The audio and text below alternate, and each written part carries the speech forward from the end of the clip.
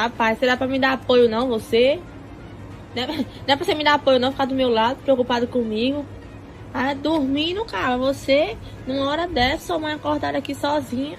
Você vai amar o presente que eu compro pra você. Amar. Amar. Um livro!